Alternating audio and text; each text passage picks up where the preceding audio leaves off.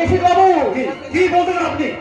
এই তো কিছুক্ষণ হলো আপনি চারতলা থেকে সিঁড়ি দিয়ে উপরে উঠলেন, আর এরই মধ্যে আপনি ভুলে গেলেন। আরে এই মধ্যে আপনি ভুলে যেতে পারলে বাবা ভাই বোনদের কথা যারা আপনাকে এই উপরে উঠাতে গিয়ে তা কি করতো আমাকে? সংসারের বড় ছেলে যা করার কর্তব্য তোমাকে তাই করতে হবে। আর তুমি অসম্ভব, অসম্ভব। সেই কর্তব্য পালন করতে গিয়ে আমি তো আমার ভবিষ্যৎ নষ্ট করতে পারি না। তাছাড়া বাবাটা অদ্ভুত পুরনো বোধের বোঝা মাথায় নিয়ে বসে আছেন, তার খেয়াল মেটানো আমার পক্ষে সম্ভব নয়। নিশ্চয় না, নিশ্চয় নয়। কবেই শেষ হয়ে গেছে। তার কথা বলতে চললে তুমি আর পথের বিক্রি হয়ে যেতে। বাবা, তোমরা জানো না, তোমরা জানো না, আমি আমার সেই ছেলেবেলার বন্ধু। সারা জীবন তাকে আমি অনেক অনেক করে বিকিয়েছি, কিন্তু সেই হতভাগা আমার একটা কথাও শোনে নেই। আর সেই জন্যই বুঝি আপনি তার সর্বনাশ করলেন। কি মনে আছে? হ্যাঁ ঠিকই বলেছে দাদা, একটা বাজে কথা বলেনি বাবা। দাদা যেটা বলেছে ঠিক বলেছে। বিউটি বাবা, বিউটিকে তুমি ভুল বুঝিয়েছিলে বাবা। আমি তোমার অনেক স্নেহের, অনেক আদরের কন্যা বাবা। বাবা, তুমি পৃথিবীর সমস্ত সুখ আমার সামনে হাজির করে দিয়েছো। আমি না চাইতে সুখ দেওয়ার ঐশ্বর্য, কিন্তু তুমি আমাকে সব দিয়েছো বাবা। কিন্তু মেয়ে মানুষ হিসেবে আমার যেটা পাওয়া কর্তব্য, সব চাইতে যেটা আমার কাছে সবচেয়ে সুখের জিনিস, সেই সর্বসুখ থেকে তুমি আমাকে বঞ্চিত করে রেখেছো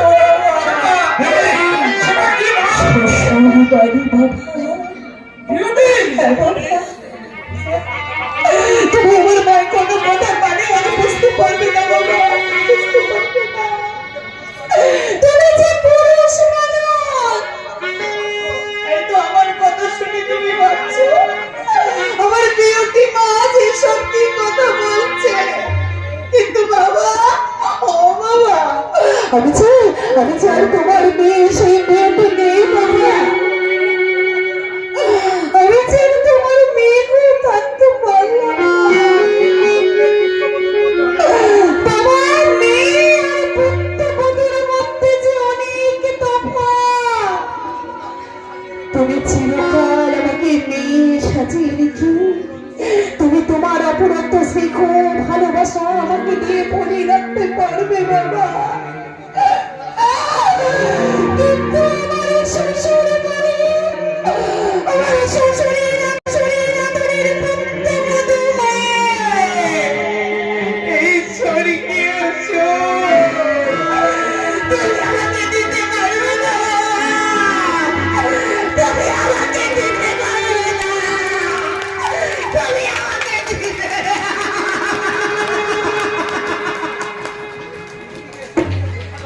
বিউটিকে সব কথা কে বোঝানোর চল? নিশ্চয় তুই। আমি না, তোমার কে শিখিয়েছে? এই প্রকৃতি। প্রকৃতি? তুই যে আমার পাগল মনে করেছিস? মোটেই না।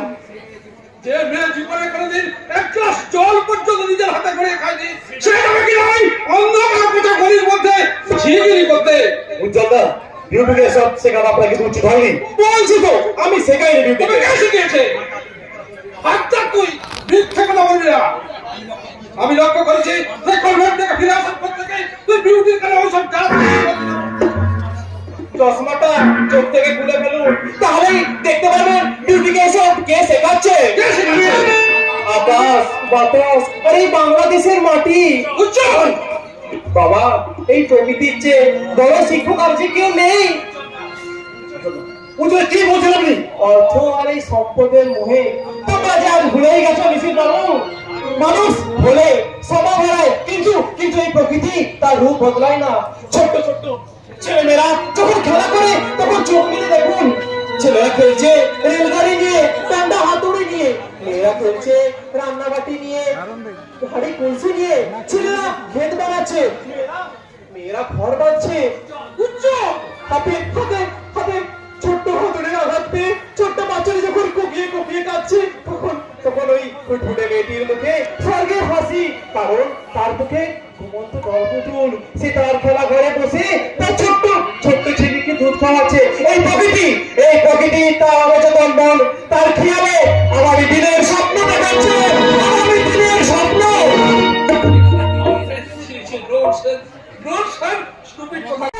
What? বিচার করে দেখুন, আপনার অধিকার কাছে আপনি নিজে অভিযুক্ত। What? ভগবান ভগবান সেখানে নিয়ে আয়!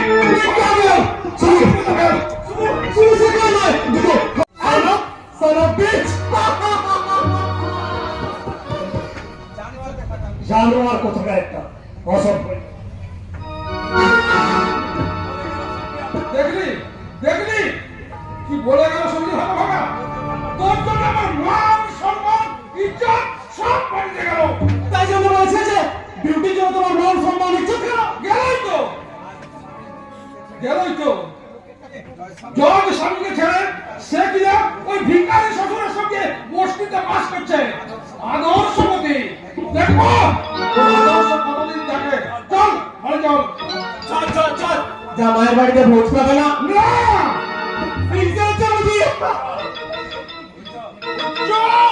তাই হয় ভেতরটা তো এখনো সে আদিম।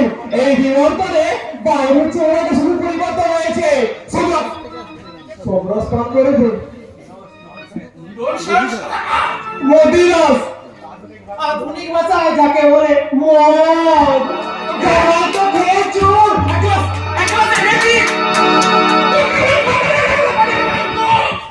সে আবার কোন পাগল মিস্টার ফাদার? তোমার সংসারের চেয়ে বড় কোনো পাগলাগারের কি আর আছে? রবি শিকল পায়ে দিয়ে দিনবার টাকা টাকা টাকা করছো, অবশ্যই পাগলামি নয়। ভগবান কুইক কামার দুটো খাঁচা নয়, একটা বড় খাঁচা নিয়ে এসো। লালসার অফিস থেকে টেলিগ্রাম এসেছে, শব্দ হচ্ছে তেরে টাকা তেরে টাকা। আর সেই শুনে আমার বাবা আর ভগ্নিপতি নাচছে আর হাততালি দিয়ে বলছে টাকা টাকা টাকা, আরো চাই টাকা। মঞ্চে আহ্বান জানাবো সকল কলাকুশলীকে।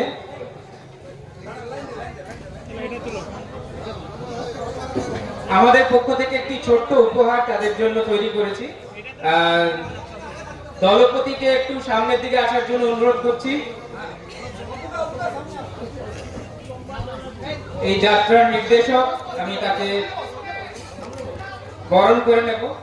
বরণ করছেন মহকুমা তথ্য সংস্কৃতি আধিকারিক খড়গপুর শ্রী কনিষ্ক মণ্ডল মহাশয়।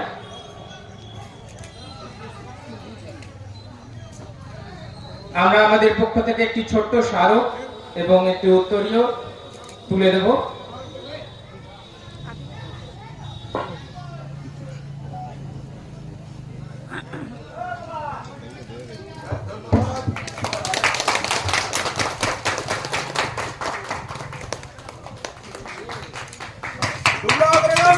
যাত্রা সংস্থা হবে যাত্রা সংস্থা হবে যাত্রা সংস্থা হবে। এরই সঙ্গে আমাদের আজকের দিনের অনুষ্ঠান অর্থাৎ দ্বিতীয় দিনের অনুষ্ঠান শেষ হলো। সকলকে শুভরাত্রি। কাল আবার একই সময়ে অনুষ্ঠান শুরু হবে। কাল রয়েছে নিউ রাজদীপ অপেরা পরিবেশিত স্বপ্নে দেখা রাজপুত্র। সকলকে আবার আমন্ত্রণ রইল এই মঞ্চে আসার জন্য। ধন্যবাদ। Good night.